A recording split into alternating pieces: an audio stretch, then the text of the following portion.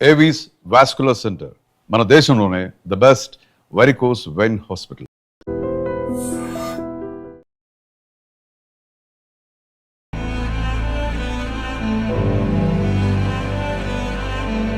నమస్తే, welcome to I dream. నేను వలి. సరిగ్గా 2 నెలల క్రితం చర్లపల్లి రైల్వే స్టేషన్ సమీపంలో విజయారెడ్డి తన 2 బిడ్డలతో కలిసి ఆత్మహత్య చేసుకున్నటువంటి దృశ్యం అది చూసిన వాళ్ళ కుటుంబ సభ్యులే కాదండి, చూసిన ప్రతి ఒక్కరు కూడా కన్నీళ్లు పెట్టుకున్నారు. ఏం కష్టం వచ్చింది ఆ తల్లికి, 2 పిల్లల్ని కూడా తీసుకెళ్లి రైల్వే ట్రాక్ మీద రైలుకి ఎదురుగా పడి చనిపోయారు అని చెప్పి చాలా బాధపడ్డ పరిస్థితుంది.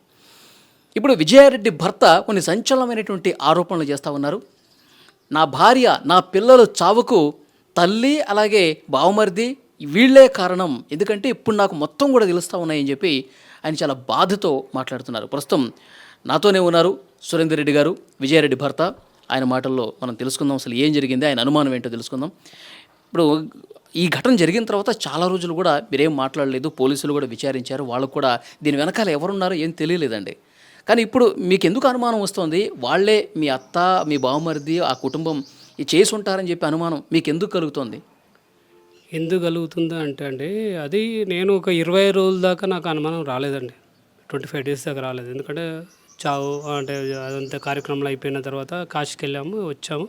వచ్చిన తర్వాత నా చెంగచెర్ల హౌస్లో నేను వచ్చినప్పుడు ఒక 2 డేస్ దాకా నేను ఎవరితోటి ఏం మాట్లాడలేదండి.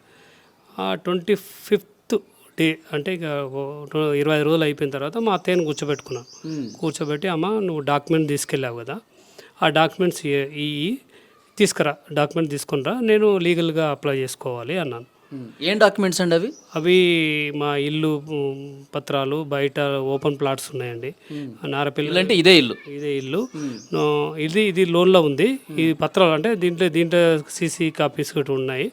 తర్వాత గట్కేసలో ఒక ప్లాటు, ఓపెన్ ప్లాటు, చౌటుపల్లి ఒక ఓపెన్ ప్లాటు, దత్తాయిగూడెంలో ఒక ఓపెన్ ప్లాటు, నారపల్లిలో ఒక ఇల్లు కన్స్ట్రక్షన్ చేస్తున్నామండి కొత్తది పాప కోసం. అవి డాక్యుమెంట్ ఇయ్యమ్మా, నేను లీగల్ ఇయర్గా. ఆ డాక్యుమెంట్ ఇదే ఇంట్లో ఉండేనా అంతకుముందు?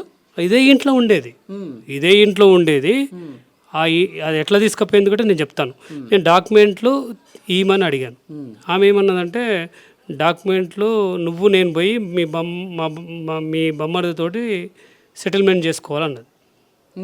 సెటిల్మెంట్ ఏందమ్మా అని అడిగా. అంటే 70 లక్షలు మీ బొమ్మడికి ఇస్తే నీకు ఇవి పేపర్స్ అన్నీ ఇస్తాడంట, లేకపోతే ఏడంట అన్నాడు.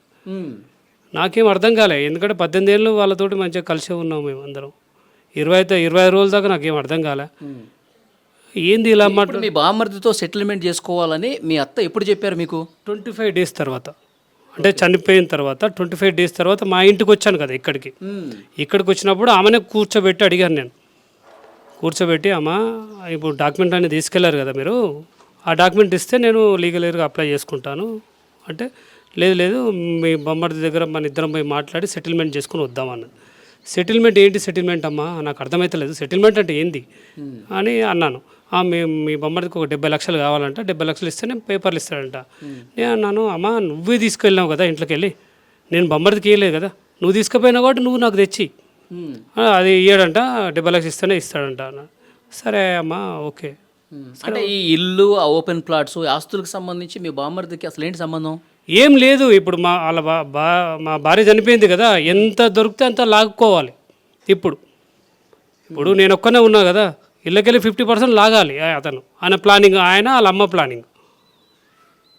దాన్ని బట్టి వాళ్ళు అన్నప్పుడు నేను సైలెంట్ అయిపోయినా. ఓకే అమ్మ ఉంచుకోండి, నాకున్న టెన్షన్ ఇప్పుడే 20 రోజులు అవుతుంది, నా టెన్షన్లో ఉన్నాను, నాకేం చేయాలో అర్థమవుతుంది, నా పిల్లలు భార్య పోగొట్టుకొని నా బాధలు ఉన్నాను, మీరేమో ఇట్లా మాట్లాడుతున్నావు అన్నాను. సైలెంట్ 10 మినిట్స్ అట్లే ఉన్నాను, షాక్లో ఉన్నాను, ఏంది ఇలా మాట్లాడరని. మళ్ళీ 10 మినిట్స్ తర్వాత ఆమె అన్నది, నువ్వు చనిపోతే ఈ ఆస్ట్రాన్ని ఎవరికి అన్నది. అరే ఏం మాట్లాడుతుంది ఈమె. నేను ఒక క్షణం ఆగి, అమ్మ నేను బతికే ఉన్నా కదా, చచ్చిపోలే కదా ఇంతవరకు. మీరు ఈ మాట అడిగినందుకు నాకైతే ఆలోచన లేదు, మీరు అడిగారు చచ్చిపోయినాక ఊరికి ఇస్తామని.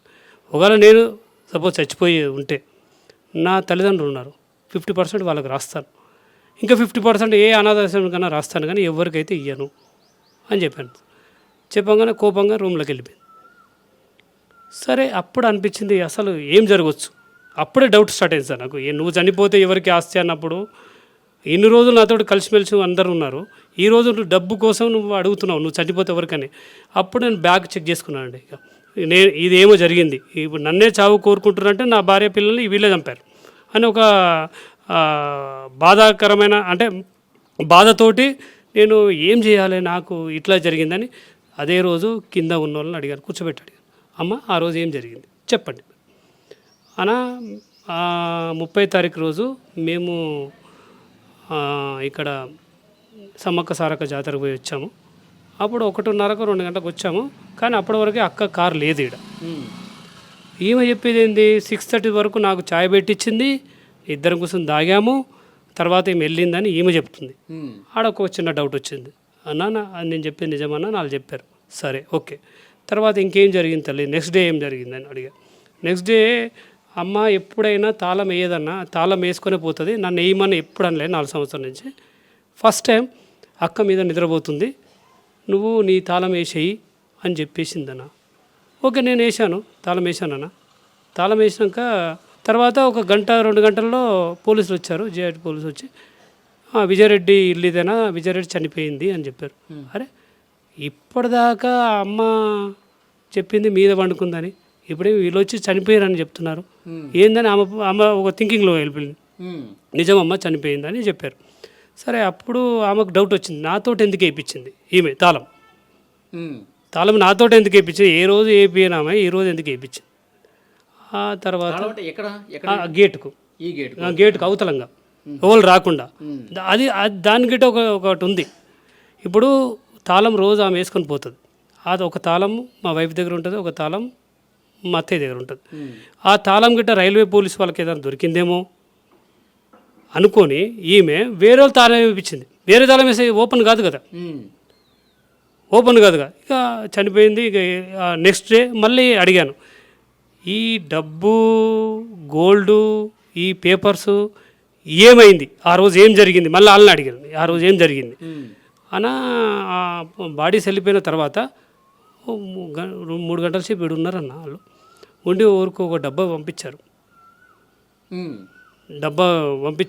వాళ్ళతోటి గిట్ట అన్నారు, గోల్డ్ పంపిస్తున్నాము, నువ్వు రాకమ్మా, నీ కూతుర్ని కావుగాడ పంపి, నువ్వు గోల్డ్ ఉంది కానీ నువ్వు ఇంట్లో ఉండని వాళ్ళ ఫ్రెండ్కి చెప్పిందట. అది చెప్పంగా వీళ్ళు విన్నారు, అవునన్నా ఇట్లా ఒక బకెట్ పంపించారు అలా గోల్డ్ ఉందని. అది ఇంకా నాకు కన్ఫామ్ అయిపోయిందన్న. ఎందుకంటే వీళ్ళు 3 గంటల సేపు ఉండి ఈ డబ్బు గోల్డ్ అన్నీ చదివారు.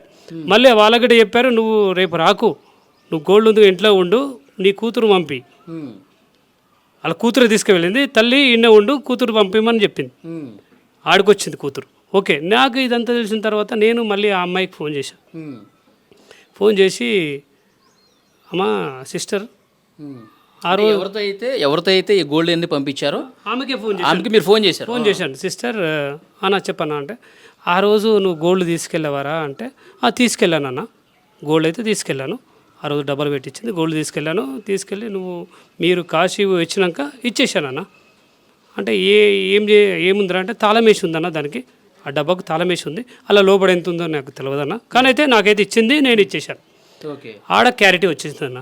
ఎందుకంటే ఇప్పుడు వీళ్ళు చనిపోయిన బాధ లేకుండా ఈ డబ్బు గోల్డ్ చదవడం అనేది ఫస్ట్ సెకండ్ నుంచి వాళ్ళు స్టార్ట్ చేశారు. వాళ్ళు ఇంట్లోకి వెళ్ళి బయటికి వెళ్తేప్పుడు లాకేపించింది, ఎవరు రాకుండా. ఈడ కింద బాడీస్ ఉన్నప్పుడు లోపలికి ఎక్కకుండా ఆ మెట్ల మీదనే కూర్చుంది, ఎవరిని పోకుండా. అంటే వీళ్ళు ప్రీ ప్లాన్లోనే ఉన్నారు. మా అత్త మా బొమ్మర్ది పెళ్ళం ప్రీ ప్లాన్లోనే ఉన్నారు. బొమ్మర్ది పెళ్ళం మీద ఉండి మీద లోపలికి ఇంట్లోకి తిరుగుతుంది, అత్తైనా ఆడ మెట్ల కాడ కూర్చుంది, ఎవరిని ఎక్కియకుండా, మీదికి పోకుండా ఏడికి పోకుండా. ఈమె లోపల ఇవన్నీ చూసుకుంటూనే ఉంది. ఆ తర్వాత వీళ్ళు తీసుకుపోయినాక నాకు 25 డేస్ తర్వాత ఇవన్నీ ఎంక్వైరీ చేస్తున్నప్పుడు 1 by 1 అంటే నాకు కావాలని వీళ్ళు చేశారా? ఈ డౌట్ ఏంటంటే, ఇప్పుడు ఇది లాకేసింది కరెక్టే, డబ్బు గోల్డ్ పంపించింది కరెక్టే, అసలు ఎందుకు చేయవలసి వచ్చింది? దాన్ని బట్టి మళ్ళీ ఈ గోల్డ్ కాడికి వెళ్ళాను అన్న. గోల్డ్ మా వైఫ్కి ఒక పేపర్ దొరికింది, జిఆర్టీ జ్యువెలర్స్ తీసుకుంటట్టు, ఆ పేపర్ దగ్గరికి వాళ్ళ దగ్గరికి వెళ్ళాను, జిఆర్టీ జ్యువెలర్స్ వాళ్ళ దగ్గరికి వెళ్ళిన తర్వాత వాళ్ళని అడిగాను, ఈ విజయ పేరు మీద ఎంత తీసుకొస్తారంటే, మీరు ఒక అప్లికేషన్ రాయండి సార్, ఇచ్చేయండి, మేము ఇచ్చేస్తాం, మా వైఫ్ చనిపోయింది అని చెప్పాను క్లియర్. మా వైఫ్ చనిపోయింది, మీకు ఏం కావాలా, డెత్ సర్టిఫికేట్ కావాలా, ఏదైనా కావాలంటే ఓకే సార్ మీరు చనిపోయిందని చెప్తున్నారు కదా ఓకే ఇస్తామని చెప్పి అది ఇచ్చిన తర్వాత వాళ్ళన్నీ రెడీ చేశారు. రెడీ చేసినాక ఆ వీళ్ళు ఫోన్ చేసి మా అత్త వాళ్ళు ఫోన్ చేసి నువ్వు ఎట్లిస్తావు ఆయనకు అంటే ఇప్పుడు ఆల్టర్నేట్ నెంబర్ ఒకటి పెడుతుందని మా వైఫ్ జాబ్ చేసి వచ్చేసి పడుకుంటుంది నైట్ డ్యూటీ చేసేవారు వచ్చి పడుకుంటుంది ఆల్టర్నేట్ నెంబర్ వాళ్ళ అమ్మ నెంబర్ పెడుతుంది 7674 అది వాళ్ళ నెంబరే అది కంటిన్యూగా అన్నిటికీ ఆమె నెంబరే పెడుతుంది ఎందుకంటే ఈమె డిస్టర్బ్ చేయొద్దని ఇప్పుడు ఏమైనా ఆర్డర్ చేసినా డ్రెస్సెస్ ఆర్డర్ చేసినా ఏది చేసినా ఆమె పేరు మీదనే ఆ నెంబర్ మీద పెడుతుంది నెంబర్ పేరంతా ఈమెదే నెంబర్ మాత్రం అది పెడుతుంది అమ్మ నెంబర్ అని నా నెంబర్ మీద ఉంటే నువ్వు ఎట్లిస్తావు నేను అన్న వాళ్ళ దగ్గర పోయి ఓకే రా పోయి ఓకే ఓకే అన్న ఇప్పుడు నేను భర్తగా ప్రూఫ్ చేసుకోవాలంటే మీకు ఏమేం కావాలి ఇప్పుడు మా వైఫ్ది ఆధార్ కార్డు ఉంది నా వైఫ్ డెత్ సర్టిఫికేట్ ఉంది నా మ్యారేజ్ సర్టిఫికేట్ ఉంది నా భార్య నాకు ఇవ్వాలి కదా నెంబర్ ఎవరైనా పెట్టుకుంటారు నెంబర్ ఇంకోళ్ళది పెట్టచ్చు ఇంకోళ్ళ నెంబర్ పెట్టచ్చు నెంబర్తో సంబంధం లేదు కదా నీకు ఆధార్ నెంబర్ ఉందా నీకు అన్నీ ఉంటాయంటే వాళ్ళు ఓకే అని చెప్పి వాళ్ళ మేనేజర్ వచ్చి ఓకే రెడీ నువ్వు అన్నది కరెక్టే నీకు ఇచ్చేస్తున్నాడు ఇచ్చేసాడు.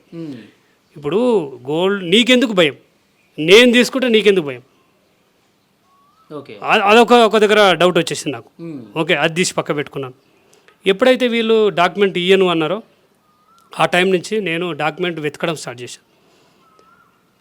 ఈ ప్లేస్కి వచ్చేసి ఏదో గూగుల్ మ్యాప్ చూసి ఆ ఏరియా సర్వే నెంబరు లేకపోతే ఎవరైనా బతలాడి ఈ నెంబర్ ఎంతనా ఇది ఎంత ఉందని అట్లా బతలాడి అన్ని డాక్యుమెంట్ తీసుకున్నాను. వాళ్ళు ఏమనుకుంటే ఈ డాక్యుమెంట్స్ వీనికి ఇవ్వకపోతే వీడు ఆగిపోతాడు అని వాళ్ళు ఒక పెట్టేసుకొని పక్క పెట్టుకున్నారు. ఆ డాక్యుమెంట్ అన్నీ తీసుకున్నాను. నేను ఎప్పుడెప్పుడు పంపించాను డబ్బులు అదొక డేటా తీసుకున్నాను. నేను ఇన్ని సంవత్సరాల నుంచి ఎంత పంపించాను మా మాన్యువల్ అంటే ఇట్లా డబ్బులు అది చూసుకున్నాను. ఎక్కడెక్కడ మా ప్రాపర్టీస్ ఉన్నాయి అక్కడ అన్నిటి దగ్గరికి వెళ్ళాను. ఎందుకంటే నాకు భయమే ఉందన్న ఫస్ట్ నుంచి భయమే ఉంది. ఎందుకంటే ఎక్కడ ఏమి అటాక్ అవుతుందో తెలియదు. కానీ ఒంటరిగానే పోయాను ప్రతి దగ్గరికి ఒంటరిగా పోయాను. చచ్చిపోయినప్పుడు వస్తే దీని గురించి తెలుసుకోవాలి మొత్తం. తర్వాత ఇక నేను ఈ అన్వేషణ చేస్తున్నప్పుడు ఇవన్నీ బయటకు వచ్చింది.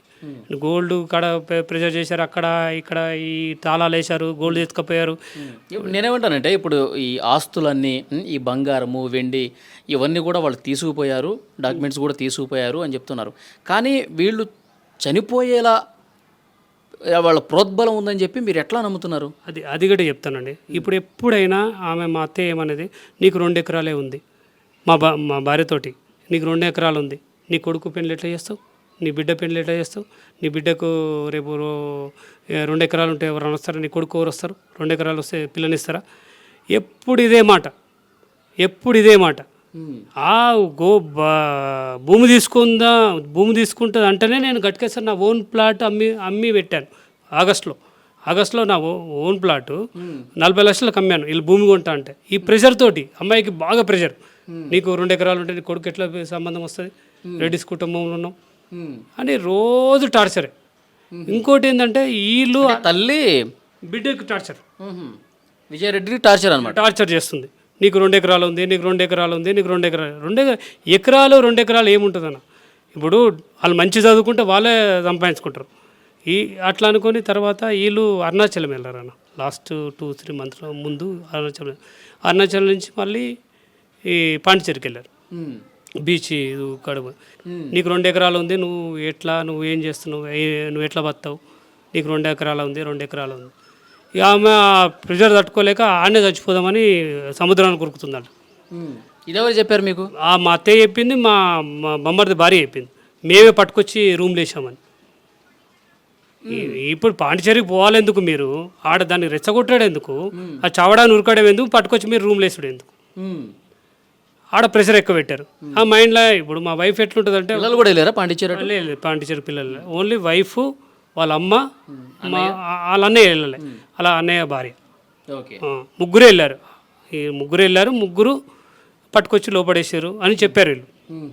ఓకే పక్కన 2 రోజులు నువ్వు అట్లా అన్నప్పుడు నువ్వు నాకు మీ భార్య చనిపోవడానికి ట్రై చేస్తుందో లేకపోతే మీ భార్య ఏదైనా చేస్తుందో నువ్వు డైలీ నేను మాట్లాడుతున్నాను డైలీ మా అత్తయ్యతోటి మాట్లాడతాను మా వైఫ్ తోటి కూడా మాట్లాడతాను. మా అత్తయ్య అప్పుడు మీరు మాట్లాడారా మీ భార్యతో ఇట్లా ఎందుకు చేస్తున్నావు? చెప్పలేదన్నా అప్పుడు చెప్పలే అసలు చెప్పలేదు ఎవరు చెప్పలే. ఆ 25 డేస్ తర్వాత ఈడ చెప్తున్నది ఆమె ఇట్లా అన్నీ. ఇప్పుడు ఆమె చనిపోయిన తర్వాత చెప్తుంది. ముందు చెప్పలే నాకు. ముందు చెప్తే నేను అడుగుతాను కదా ఎందుకు రా నువ్వు అట్లా ఏం చేస్తున్నావు మనకు ఉంది కదా, డబ్బు ఉంది ఉంది, కొందాం, ఒక 2 ఎకరాలు 3 ఎకరాలు కొందామని నేను చెప్తాను. అది చెప్పలే నాకు. ఈ చనిపోయిన తర్వాత ఇట్లా పోయింది అట్లా పోయింది, మేము గుంజుకొచ్చి లోపడేసినాం బయట వేసినాం అని అప్పుడు చెప్తున్నారు. నేను అప్పుడే అడిగినా, మీకు తెలిసినప్పుడు రోజు నీకు కాల్ చేస్తాను, రోజు ఆమెనే కాల్ చేస్తాను, నేను చేయను. ఆమెనే ఇల్లు కన్స్ట్రక్షన్ జరుగుతుంది కదా, మా పాప కోసం కడుతున్నాను నారపల్లిలో ఇల్లు. ఆ పాప కోసం కడుతున్నప్పుడు ఈమె పోయి డైలీ పోతుంది, కన్స్ట్రక్షన్ కాడ నిలబడుతుంది, కూర్చుంటుంది, చేస్తుంది. నువ్వు డైలీ ఇది జరుగుతుంది బిడ్డ, ఇది సిమెంట్ జరుగుతుంది, ప్లాస్టరింగ్ జరుగుతుంది అని చెప్తావు కదా, ఏ రోజు ఎందుకు చెప్పలే నాకు? చిన్న విషయం చెప్పాలి కదా, ఇది ప్రాబ్లం జరుగుతుంది అని. కానీ దీని ఇంకా 6 నెలల నుంచి దీనికి టార్చర్ ఉంది. 6 నెలల నుంచి దీనికి, 6 నెలల సంవత్సరం నుంచి దీనికి ప్రెషర్ పెడుతూనే ఉన్నారు. ప్రెషర్ పెట్టి ఇంట్లో ఒక 2-3 డేస్ ముందు ఏదో బాగా ఏడ్చారట పిల్లలు. అది ఎందుకు ఏడ్చారు గట్రా మనకు తెలియదు, ఎందుకంటే అది గట్రా నాకు చెప్పలే. ఇప్పుడు మా వైఫ్ మా పిల్లలతో మీరు దుబాయ్ నుంచి రెగ్యులర్గా మాట్లాడుతూనే ఉంటారు కదా, ఏమ్మా ఇవాళ ఎట్లా క్లాసులు ఎట్లా జరిగినాయి? అట్లా మాకు హాస్టల్ ఉన్నప్పుడు మాట్లాడడానికి ఉండదు సార్. హాస్టల్లో ఉన్నప్పుడు కాకపోయినా తర్వాత ఇంటికి వస్తే ఖచ్చితంగా మాట్లాడతాను. ఇంటికి వస్తే మాట్లాడితే పాప చెప్తుంది, ఓకే సార్ డాడీ, ఈసారి ఐఐటి మంచి మార్కులు వస్తాయి, నాకు ఏం కాదు. ఇంట్లో విషయాలు ఏం చెప్పదా పాప? ఇంట్లో విషయం ఏం చెప్పదు. బాబు కూడా ఏం చెప్పారు. వాళ్ళ ఇంట్లో విషయాలు ఉన్నప్పుడు వాళ్ళు డిస్కషన్ చేయరు. ఇప్పుడు వచ్చేది ఒక సంక్రాంతికి ఒక 10 రోజులు, వీళ్ళకు హాలిడేస్ ఒక 5 రోజులు 10 రోజులు అట్లా వచ్చిపోతారు కదా, అప్పుడు బాగానే ఉంటారు వీళ్ళు.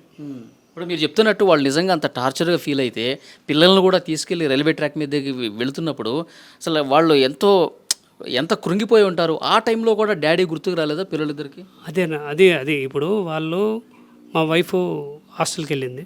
హాస్టల్ ప్రిన్సిపల్ మాట్లాడాను, వాళ్ళ క్లోజ్ ఫ్రెండ్ మా అబ్బాయి క్లోజ్ ఫ్రెండ్ తోటి మాట్లాడాను. ఏమైంది నాన్న ఆ రోజు పరిస్థితి ఏమైంది అంటే, ఆ రోజు మా వైఫ్ పోయినప్పుడు మా అబ్బాయి వాళ్ళ ఫ్రెండ్కి చెప్పిండంట, నేను తులిప్స్లో బిర్యానీ తినడానికి వెళ్తున్నారా, నేను తిన్నాక నీకు ఒకటి తీసుకొస్తా అని చెప్పాడంట. వానికి అప్పటిదాకా నేను చనిపోతున్నా ఫీలింగ్ లేదు కదా.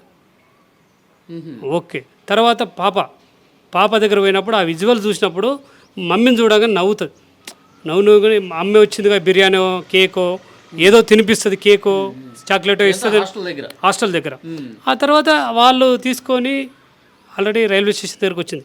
ఇంకోటి నా డౌట్ ఏంటంటే, వాళ్ళకు ముందే తెలిసి ఉంటే మా అబ్బాయి వాటర్ తీసుకోవడానికి వెళ్ళాడు ఓ స్టా దగ్గరికి.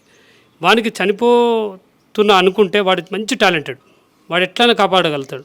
వాళ్ళకు చెప్తాడు కదా, వీళ్ళు మధ్య నిలబడ్డారు, నేను విజువల్ చూసినప్పుడు వీళ్ళు మధ్య నిలబడ్డారు, వాకింగ్ పోయి ఆడ స్టా దగ్గర తీసుకున్నాడు వాటర్ బాటిల్.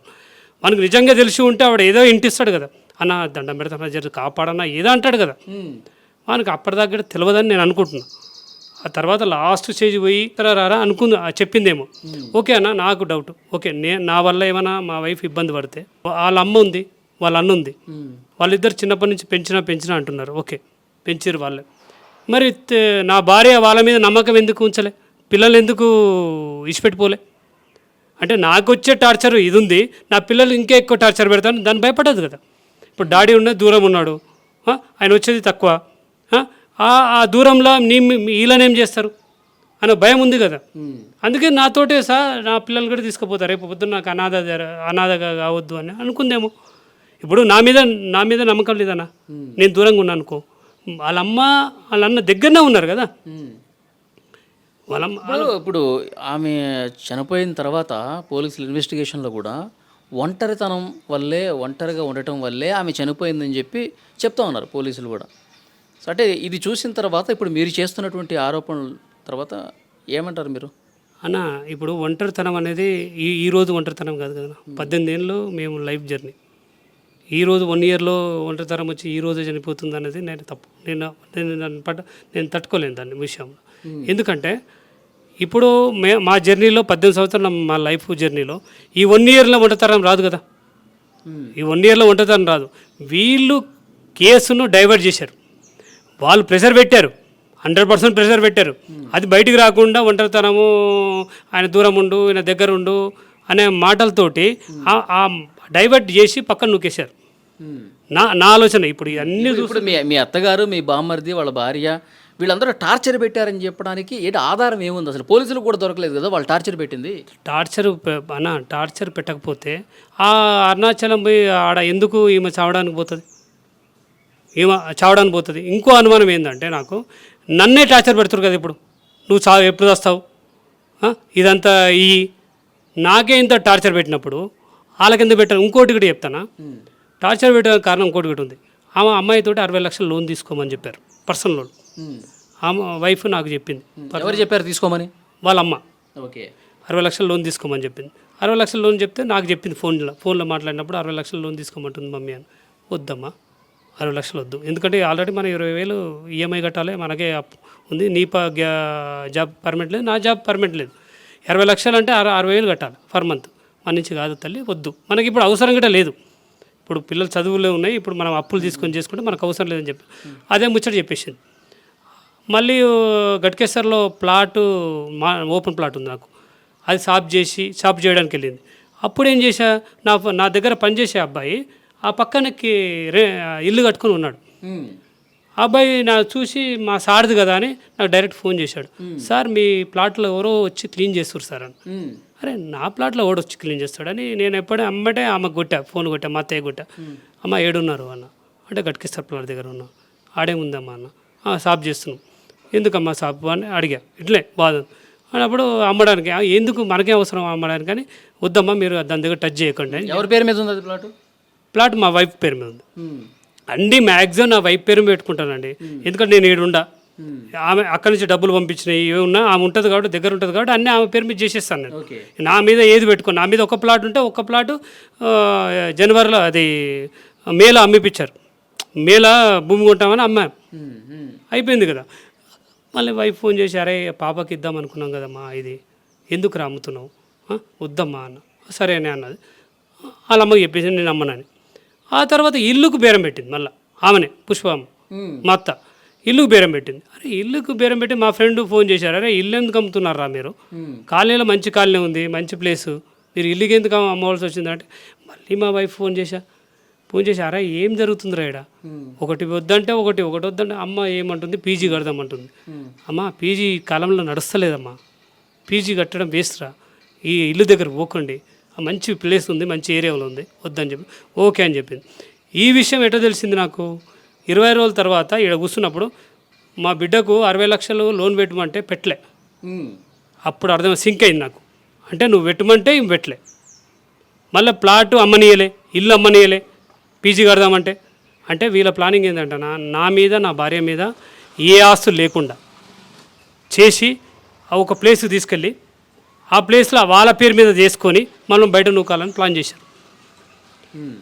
ఇప్పుడు నేను ఇంకోటి కూడా చెప్పాను, ఓకే నీకు పీజీ కట్టాలనే మీ అమ్మ వాళ్ళు చెప్పినప్పుడు ఓకేరా పీజీ కడదాం. ఇప్పుడు నారపల్లిలో ఒక ఇల్లు నడుస్తుంది కన్స్ట్రక్షన్లో, పాప కోసం చేస్తున్నాం, సరే అది కంప్లీట్ అయిపోయాక అది ఒక అమ్మితే 80 లక్షలు వస్తాయి. ఫస్ట్ 80 లక్షలు తీసుకొని మేడిపల్లిలో ఒక ఓపెన్ ప్లాట్ కొన్న తర్వాత ఆలోచిద్దాం, ఈ ముందు అమ్ముకొని దగ్గర పెట్టుకోవడం కాదురా, ఫస్ట్ అది చేద్దాం అన్న. ఓకే అని ఇక ఆడికి ఆగిపోయింది. ఇప్పుడు వాళ్ళ ఉద్దేశం ఏంటంటే మేము చెప్పింది చేయనిస్తలేడు, ఎందుకంటే మాకు ఒక ఆలోచన ఉంది కదనా. ఇప్పుడు మాకిట ఒక 5 సంవత్సరం మేము ఇద్దరం కష్టపడితే పిల్లలు ఇద్దరు బీటెక్ అయిపోతుంది, తర్వాత జాబ్లోకి వెళ్ళిపోతారు, మనం ఇంటికి వచ్చి ఏదో సెట్ చేసుకుందామని. ఇప్పుడు మార్చిలో వాళ్ళని తీసుకుపోవడం కారణం అదే, పిల్లలు పెద్దగా అయ్యారు, కొంచెం ప్లేస్ చూస్తే కొంచెం కొత్త ధనం కనబడుతుంది అనే ఉద్దేశంతో మార్చిలో ప్లాన్ చేశాను. మార్చిలో ప్లాన్ చేసిన తర్వాత మా వైఫ్ని కూడా అక్కడనే ఉంచుకుందామని అనుకున్నాను, వేరే జాబ్ చూసుకొని ఐటీ జాబ్ చూసుకొని ఆడ పెట్టుకుందాం అనుకున్నాను. ఎందుకంటే పిల్లలు పెద్దగా అయిపోయారు, ఇప్పుడు వాళ్ళు మనం ఉన్నా లేకున్నా వాళ్ళు హాస్టల్లో ఉంటారు, నడిచిపోతుంది. ఎప్పుడన్నా కావాలంటే విజిటింగ్ వీసాలో ఏదో పెట్టేసి దాన్ని అక్కడ తీసుకొని 2 మంత్ 1 మంత్ ఉండి వాళ్ళు రిటర్న్ వస్తారు. మా ప్లానింగ్ ఇద్దరం చేసుకున్నాం కాబట్టి వాళ్ళ అమ్మకి చెప్పింది, ఏం చెప్పింది, మేము ఇప్పుడు నువ్వు ఈ పాండిచేరికి వస్తేనే ఇంత ఖర్చు అవుతుంది అంటున్నావు, రేపు దుబాయ్కి నేను తీసుకుపోతున్నా, నేను అప్పుడు ఎంత ఖర్చు అవుతుంది అంటావా అన్న. మేమిద్దరు అనుకోకుంటే ఆమెకు దుబాయ్ ఎట్లా తెలుసు, నా ప్లానింగ్ ఉంది కదా, నేను దుబాయ్కి తీసుకుపోతాను మార్చాను, నేను మా వైఫ్తో డిస్కస్ చేసినప్పుడే కదా. ఇవన్నీ జరుగుతున్నప్పుడు ఈ మనిషికి ఏంటంటే ఇదంతా డబ్బు ఉంది, ఇది ఉంది, వీళ్ళు ఎక్కడ వెళ్ళిపోతారు. ఇప్పుడు దుబాయ్కి వెళ్ళిపోతే మళ్ళీ రావడానికి కష్టమవుతుంది. నా ప్లానింగ్ నాకుంది, ఎందుకంటే అక్కడ జాబ్ చూసి నా భార్య నా దగ్గర ఉండాలని నేను అనుకున్నాను. ఇన్ని రోజులు దూరం ఉన్నాం, పిల్లలు పెద్దగా వచ్చి ఇప్పుడు చిన్నగా ఉన్నప్పుడు తీసుకుపోవచ్చు అన్న, కానీ చిన్నగా ఉన్నప్పుడు తండ్రి లేడు, తల్లి లేకపోతే వాళ్ళు ఒక క్రమశిక్షణ పెరగరు అని ఆమె అమ్మాయి జాబ్ చేస్తానని చెప్పింది. ఇంకోటనా ఈ విషయంలో నేను పెళ్లి చేసుకున్నప్పుడు అమ్మాయి ఇంటర్మీడియట్ చదివి నాకు పెళ్లి చేసుకున్నాను. తర్వాత నేను వైఫ్కు నేను చదివించాను అన్న, బీటెక్ చేయించాను. ఈరోజు నా కూతురు టీం లీడరు ఇంకేదో చెప్తున్నా అంటే దాన్ని ఇంకా కష్టం నాది ఉందన్న. అప్పట్లోనే మేనేజ్మెంట్ సీట్లో 6 లక్షలు పెట్టి చదివించాను అమ్మాయికి. ఓకే. ఈరోజు నువ్వు మా కూతురు టీం లీడరు, నేను ఎన్ని సంపాదిస్తుందంటే నేను తక్కువ సంపాదిస్తుంటాను, నేను 70,000 సంపాదిస్తుండొచ్చు, నా వైఫ్ ₹1,00,000 సంపాదిస్తుండొచ్చు.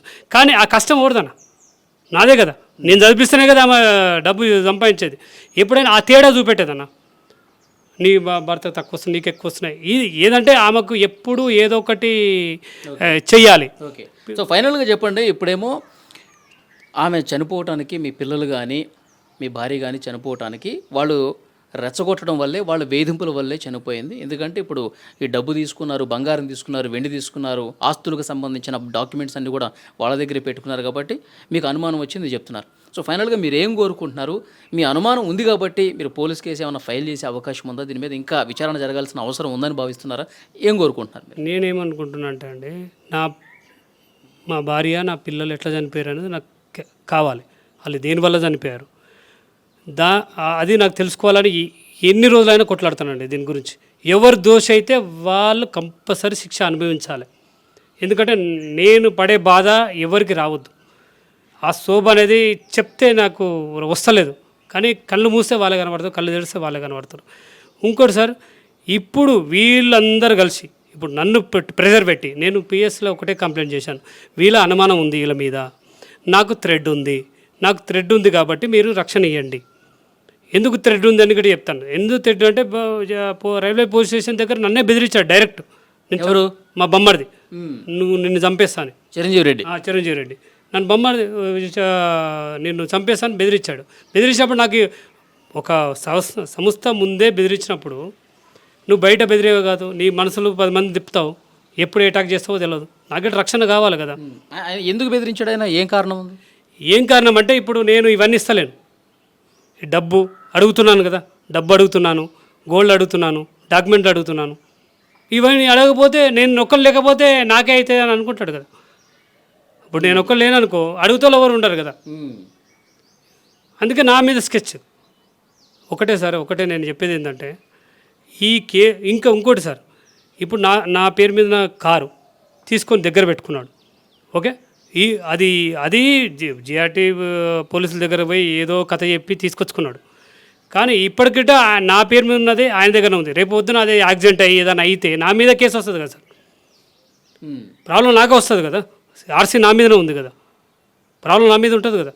ఏదైనా సార్, ఇప్పుడు నేను చెప్పేది ఒకటే లాస్ట్, నేను డబ్బు గురించి ఎప్పుడు ఆలోచించలేదు. డబ్బు గురించి ఆలోచించే 18 ఏళ్ళలో వాళ్ళని అడిగి డబ్బులు ఇచ్చి నేను అడగకపోలేదు కదా. ఈ రోజు దాకా వాళ్ళకు ఏం డబ్బు ఖర్చు పెట్టారమ్మా, ఎక్కడ పెట్టారని ఇంతవరకు అడగలేదు నేను. ఓకే, మా భార్య ఉంది కాబట్టి ఆమె చూసుకుంటుందనే ఉద్దేశంతో నేను ఎప్పుడు అడగలేదు, డబ్బు గురించి అడగలేదు. ఈ రోజు కూడా డబ్బు గురించి అడగకపోదు, వీళ్ళందరూ నువ్వు ఎప్పుడు వస్తావనే ఉద్దేశం అడిగినప్పుడే నీవన్నీ క్రాస్ చెక్ చేసుకున్నా. లేకపోతే నేను డబ్బు గురించి ఆస్తి గురించి అడుగుతాను కాదు. నాకు డాక్యుమెంట్లు ఇస్తే నేను లీగలైజ్ చేసిన తర్వాత నేను బెటర్ చేద్దామనుకున్నా వాళ్ళకు. కానీ ఈరోజు మనం చంపడానికే ప్రయత్నం చేసి నువ్వు ఎప్పుడు వస్తావని వాళ్ళ వేచి ఉన్నారు చూడండి. అందుకోసమే ఇది ఎవరికి చెందితే మా తల్లిదండ్రులకు ఆఫ్, ఇంకా మిగిలింది ఉంటే అనాశనం. అంత కాదంటే ఎవరైనా పేద పిల్లలు తీసుకొని చదివిస్తానండి, పేద పిల్లలు తీసుకొని చదివిస్తాను. ఎందుకంటే నా పిల్లల్ని చదివించుకోవాలనుకున్నా, గొప్పగా చదివించుకోవాలనుకున్నా, ఆ డబ్బే వాళ్ళకి ఖర్చు పెడతాను. అంతేగాని ఆస్తులు డబ్బు వాళ్ళకి చెందనీయను. ఎందుకంటే వచ్చే నా డబ్బు నేను కష్టపడి సంపాదించింది, నేను నా భార్య కష్టపడి సంపాదించిన పైసలు మీరు తింటా అంటే ఎలా ఇస్తాను? మీరు ఓకే మంచి ఉద్దేశంతో ఉంటే ఓకే, నువ్వు నన్నే చంపాలి, నా మీదనే నీ ఫోకస్ ఉన్నప్పుడు నేను ఎందుకు ఇస్తాను నీకు ఇచ్చడు కన్నా బయట వాళ్ళకి ఇచ్చి ఒక పేద పిల్లలు చదివించినా కానీ ఓకే పలానా ఆయన నన్ను చదివించాడు అని ఎప్పటికైనా గుర్తుపెట్టుకుంటాడు కదా. నా పిల్లలు చదివించినాడు, వాళ్ళని చదివిస్తాను, 2 పిల్లలు తీసుకొని దత్తత తీసుకొని చదివిస్తాను. ఓకే, ఇప్పుడు పోలీసులకి ఏమన్నా ఇవన్నీ చెప్దాం అనుకుంటున్నారా? ఖచ్చితంగా అండి. ఇవన్నీ వాళ్ళు ఏమన్నారంటే, సిఎస్ఆర్ ఏమన్నారంటే, మేడిపల్లి 2 డేస్ కొంచెం నాకు ఇది ఉంది, వర్క్ ఉంది, 2 డేస్ తర్వాత అలా పిలిపించి మాట్లాడి నీకు న్యాయం చేస్తాను, నేనున్నాను, నేను ఇంకా అని చెప్పాను. నేను అన్నీ చెప్పాను, ఇది జరిగింది సార్, ఇది జరిగిందని. ఇంకోటి సార్, ఆయన సిఎస్ఆర్ గట్టి అడిగాను భద్రత గురించి, నా మీద ఎవరైనా అటాక్ చేయొచ్చు సార్, నాకు కొంచెం భద్రత కల్పించండి అంటే, సరే అమ్మా నీకు ఇస్తాము, నీకేదైనా చిన్న డౌట్ వచ్చినా కానీ 100 కాల్ చేయి, ఓ 10 మినిట్స్లో అందరూ ఉంటారని చెప్పి ఆ భరోసా ఇచ్చాడు. నేను ధైర్యంగా బయటకు వచ్చానండి. అది విజయారెడ్డి భర్త సురేందర్ రెడ్డి గారు చెప్తా ఉన్నారు. సో ఇంట్లో ఉన్నటువంటి బంగారము, ఆస్తులకు సంబంధించిన పత్రాలు, కిలోన్నరకు పైగా వెండి, ఇవన్నీ కూడా వాళ్ళు తీసుకెళ్ళిపోయారు. అంటే శవాలు ఇంకా ఆ కార్యక్రమాలు పూర్తి కాకముందే వీళ్ళు తీసుకెళ్ళిపోయారంటే వీళ్ళలో చెడు ఉద్దేశం ఉంది. అలాగే నేను చనిపోతే ఈ ఆస్తులన్నీ ఎవరికి ఇస్తామని చెప్పి క్వశ్చన్ చేశారంటే వాళ్ళ బుద్ధి ఏంటో నాకు అర్థమవుతుంది. కాబట్టి వీళ్ళ ముగ్గురి టార్చర్ వల్లే నా భార్య చనిపోయి ఉంటుందని చెప్పి ఇప్పుడు నేను బలంగా నమ్ముతున్నాను. దీని మీద విచారణ జరగాల్సిందే అని చెప్పి సురేంద్ర చెప్తున్నారు. ఎట్ ద సేమ్ టైం నన్ను కూడా చంపే కుట్ర కూడా చేయొచ్చు, కాబట్టి నాకు భద్రత కూడా కావాలని చెప్తున్నారు. తర్వాత ఏం జరుగుతుంది అన్నది కూడా ఒకసారి చూద్దాం. మళ్ళీ ఒకసారి మిమ్మల్ని కాంటాక్ట్ చేసే ప్రయత్నం చేస్తాం. థ్యాంక్ యూ అండి. Thank you sir.